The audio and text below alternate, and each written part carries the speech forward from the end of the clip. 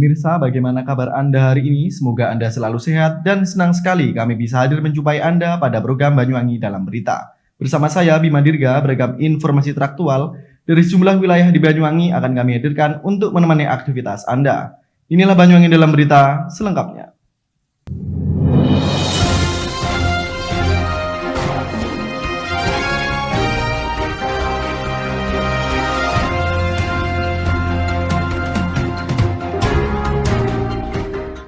Mengawali berita hari ini pemirsa, Kabupaten Banyuwangi terus menjalin silaturahmi kepada organisasi masyarakat seperti halnya antar pengurus cabang Nahdlatul Ulama Banyuwangi dengan pemerintah setempat.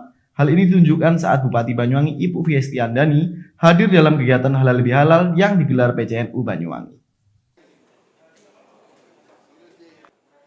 Pemirsa, Bupati Banyuwangi Ipuk Fiestiandani menghadiri undangan Halal Bihalal yang diselenggarakan PCNU Banyuwangi pada Kamis pagi 20 Mei 2021. Dalam gelarnya kegiatan ini nampak dihadiri oleh para pengurus NU secara lengkap, mulai jajaran Suriah dan Tanfijiah di tingkat cabang hingga WCNU, badan otonom dan lembaga. Mulai dari Kiai Haji Jainullah Marwan, Kiai Haji Fahrudin Manan, Kiai Haji Abdillah Mukhtar, Kiai Haji Muafiq Amir, dan sejumlah kiai lainnya. Pada kesempatan Halal Bihalal ini, NU siap bersinergi serta berkolaborasi dalam mensukseskan program-program Pemkab Banyuwangi. Hal tersebut diungkapkan Ketua Tanfijiah PCNU Banyuwangi, Kiai Haji Ali Maki Jaini, pada saat awak media melakukan wawancara. Selain mengungkapkan hal tersebut, Ketua Tanfijiah PCNU Banyuwangi juga mengatakan bahwasanya dukungan NU terhadap pemerintah tidaklah sekedar tuntutan konstitusional, namun hal tersebut sudah menjadi ajaran agama yang harus ditaati. Sangat untuk pembangunan karena beliau pemimpin di sini. Bagi kita tidak ada alasan lain kecuali bersinergi. Sekali lagi bersinergi, ukurannya adalah di program, tidak di pribadi-pribadi. Saat saya menjadi ketua PCNU, sudah saya sampaikan sekitar 2018 yang kemarin. Begitu saya menjadi ketua PCNU, yang akan kita sinergikan adalah program. Zero kepentingan pribadi-pribadi. Saya malah berterima kasih, sekarang Bupati punya program apa namanya? Bunga Desa. Siapa tahu itu barokahnya Sobat Desa. Ya? Nah, mudah-mudahan itu yang Bunga Desa itu bagiannya adalah bagian memang pemerintahnya ngurus di situ. Yang Sobat Desanya adalah bagian ngerukun. Kalau sudah di luar kepentingan orang banyak, apalagi di luar kepentingan fuqara masakin, kita akan ada di terdepan akan mengingatkan. Tentu dengan cara-cara Nahdlatul Ulama. Sementara itu, Bupati Banyuwangi Ipuk Fiestiandani Azwar Anas mengatakan, dengan adanya kegiatan ini pihaknya merasa senang. Pasalnya, dalam hal tersebut banyak yang mendukung dalam membangun Banyuwangi.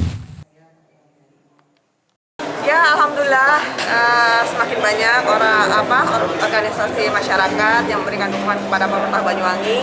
Ini akan semakin baik sehingga tangan-tangan Pemda yang tidak sangat terbatas ini bisa dilengkapi oleh teman-teman dari ormas-ormas yang ada di Kabupaten Banyuwangi. Intinya kami bersyukur hari ini ada pertemuan yang sangat baik pemerintah daerah dengan Nahdlatul Ulama, sehingga mungkin mudah-mudahan capaian-capaian dari program-program visi-misi kami bisa tercapai lebih masif lagi ke depannya.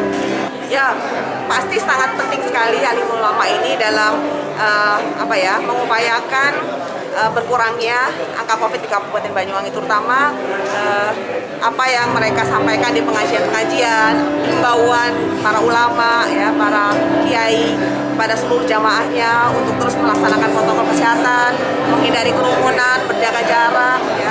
Ini sangat penting sekali kita harapkan dukungannya dari para kiai, sehingga nanti dengan kiai ikut mempromosikan, ikut menyampaikan, ikut mensosialisasikan kepada masyarakat, mudah-mudahan capaian atau angka-angka COVID-19 di Kabupaten Banyuwangi bisa kita tekan.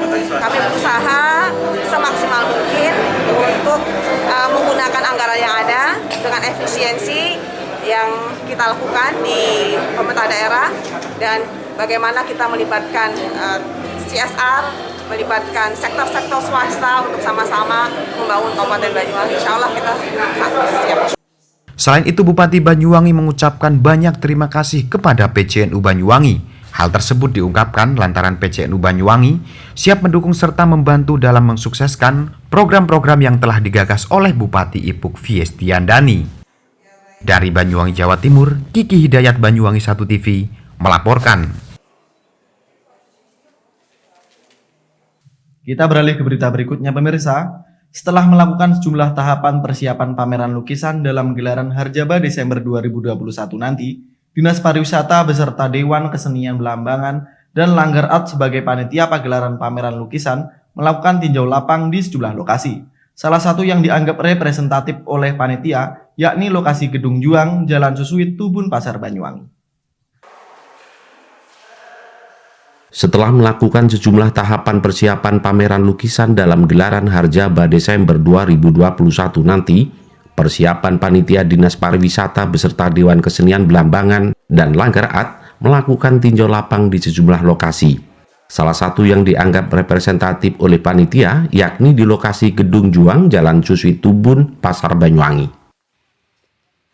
Ya pemirsa, inilah lokasi Gedung Juang di Jalan Susuit, Tubun, Pasar Banyuwangi yang hendak dijadikan pagelaran pameran lukisan dalam rangka Harjaba Banyuwangi 2021. Dalam acara tinjau lapang perwakilan panitia yang dihadiri Kepala Dinas M. Yanuar Bramuda, Dewan Kesenian Belambangan Hasan Basri, Samsudin Adlawi, Imam Maskun Langgar Art beserta sejumlah perupa menyepakati lokasi Gedung Juang sebagai tempat pameran lukisan.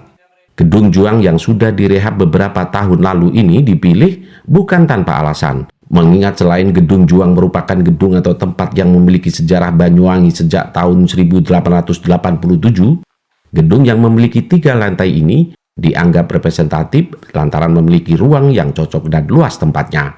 Kepala Dinas Pariwisata Banyuwangi M. Yanuar Bramuda dalam kesempatan ini juga menyampaikan, lokasi Gedung Juang ini dipilih sebagai tempat pameran lukisan adalah merupakan pilihan yang tepat dibanding dengan sejumlah pilihan lokasi sebelumnya. Hal ini disampaikan lantaran Gedung Juang tersebut memiliki nilai perjuangan dan sejarah Banyuwangi. Dalam acara pameran ini, pemerintah Banyuwangi melalui dinas terkait tidak hanya menggelar acara pameran, namun pihak pemerintah dalam momen ini juga akan melonsing Gedung Perjuangan tersebut yang diharapkan bisa dijadikan tempat aktivitas dengan karya-karya yang berguna dan banyak manfaat bagi warga Banyuwangi. Pagelaran pameran lukisan ini rencananya akan digelar di bulan Desember tahun ini dan akan dihadiri kurator ternama Agus Darmawan. Assalamualaikum warahmatullahi wabarakatuh. Saat ini saya sedang berada di Gedung Juang, gedung yang dulu terkenal dengan sejarah perjuangan. Namun kali ini pemerintah daerah sudah merevitalisasi, sudah membangun gedung ini sedemikian rupa sehingga ke depan lebih dapat bermanfaat untuk kepentingan orang banyak. Nah, salah satunya adalah gedung ini terdiri dari 3 lantai. Lantai 1 tentu bisa digunakan untuk kegiatan-kegiatan kemasyarakatan, seni dan budaya, bisa untuk fotografer, bisa untuk rupa, pameran, ya lukisan macam-macam. Nah, yang lantai 2 ini juga bisa digunakan untuk kegiatan outdoor, melukis on the spot, ya, menggambar, membatik dan sebagainya. Nah, yang lantai 3 yang paling spesial adalah di sana ada amphitheater. Amphitheater indoor inilah yang ke depan akan kita optimalkan untuk bagaimana sanggar-sanggar seni Banyuwangi itu bisa menampilkan karya-karyanya, ya, tampil di indoor. Karena kita tahu selama ini Banyuwangi hanya punya outdoor, yaitu di Kesibu. Sehingga dengan adanya tampilan indoor, tentu dengan atraksi macam-macam lighting, ya, teknologi macam-macam, ambience penonton akan berbeda saat menonton di outdoor dengan di indoor. Nah, harapannya ke depan bahwa gedung ini jauh akan lebih bermanfaat sehingga nanti ke depan mungkin tidak hanya sekedar untuk gedung perjuangan, tetapi lebih berkembang kepada aktivitas masyarakat utamanya untuk seni dan budaya. Ya, kita berharap bahwa hari jadi Banyuwangi nanti gedung ini akan kita gunakan untuk aktivitas kegiatan perupa, pelukis dan juga fotografer sekaligus launching gedung Juang yang akan beralih menjadi gedung kesenian rakyat, mungkin begitu ya kira-kira. Dari Banyuwangi, Jawa Timur, Tim Liputan Banyuwangi 1 TV melaporkan.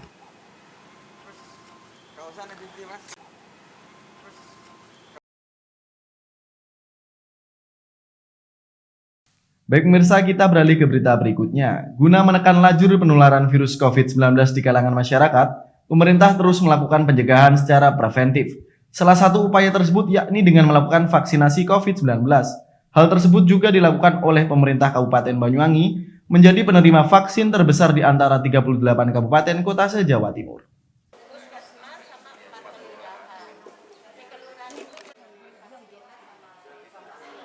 Pemirsa, guna menekan lajur penularan virus corona di kalangan masyarakat, pemerintah terus melakukan pencegahan secara preventif. Salah satu upaya tersebut yakni dengan cara melakukan vaksinasi COVID-19.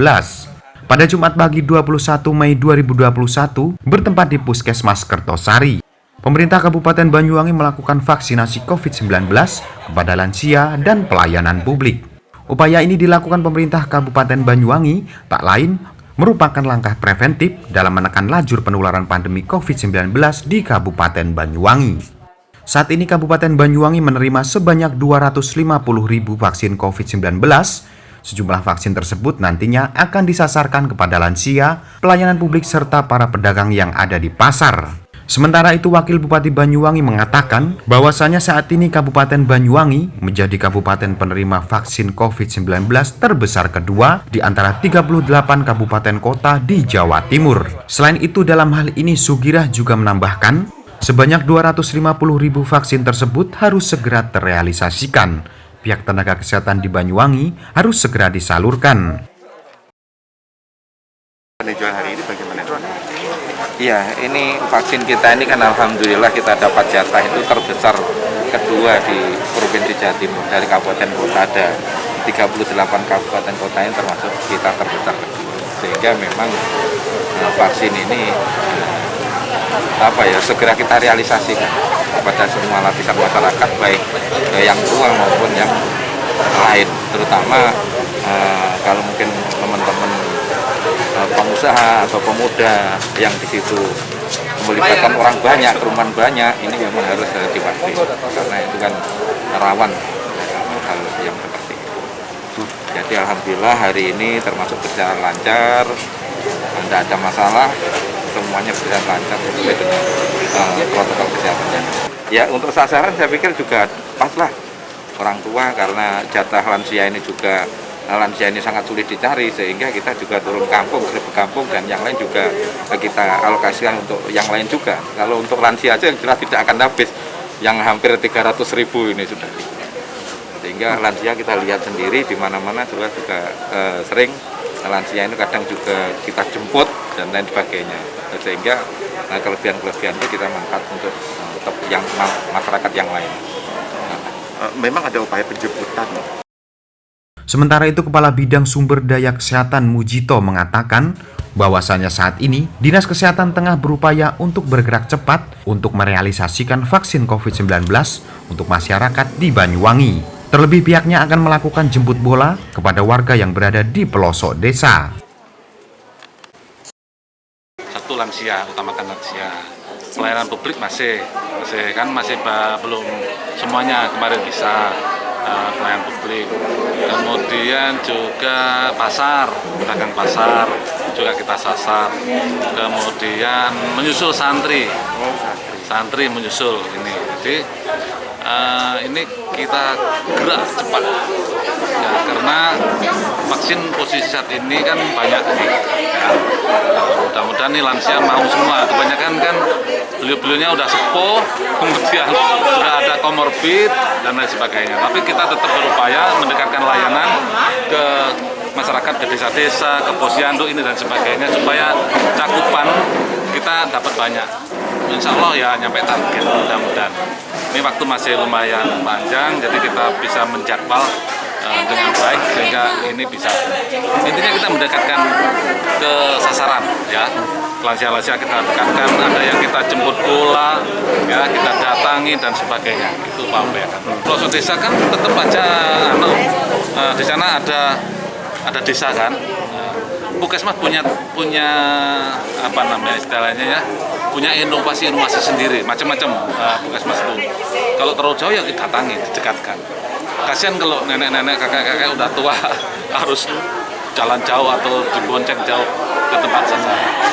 Ini aja Puskesmas Kertosari hari ini buka 5 outlet ya istilahnya kalau zaman sekarang ya. 5 titik. Padahal di kota ya. Sehingga itu dari harapan kita masyarakat semua tervaksinasi, terlindungi ya. jangan ada yang menolak. Eman-eman ini vaksin udah ada. Kapan-kapan hari kan vaksin masih langka, ini lagi banyak-banyaknya vaksin. Dan hidupnya nggak panjang dia. Sampai 30 Juni udah expired. Eman-eman kalau nggak sampai manfaatkan. Kemarin kita dapat dropping sekitar 250.000. Lebih, 250.000 sekian-sekian gitu ya, saya nggak hafal.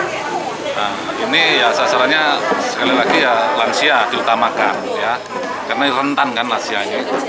Pelayanan publik rentan juga ya, karena dia santri kan mau kumpul lagi nih, mau memulai pendidikannya, guru yang belum kena dan sebagainya. Pada kesempatan ini pihaknya juga menambahkan bahwasannya vaksinasi dengan sasaran lansia ini akan segera selesai pada bulan Juni mendatang. Dari Banyuwangi, Jawa Timur, Kiki Hidayat, Banyuwangi 1 TV melaporkan. Kita beralih ke berita berikutnya, pemirsa. Seorang pria Parubaya asal Desa Tulungrejo, Kecamatan Glenmore, digelandang aparat kepolisian Satreskrim Polsek Glenmore karena mencabuli gadis di bawah umur. Korban yang masih duduk di bangku sekolah menengah pertama tersebut diiming-imingi sejumlah uang oleh tersangka agar mau melayani nafsunya. Akibatnya, perbuatan bejat tersangka saat ini korban tengah hamil 4 bulan.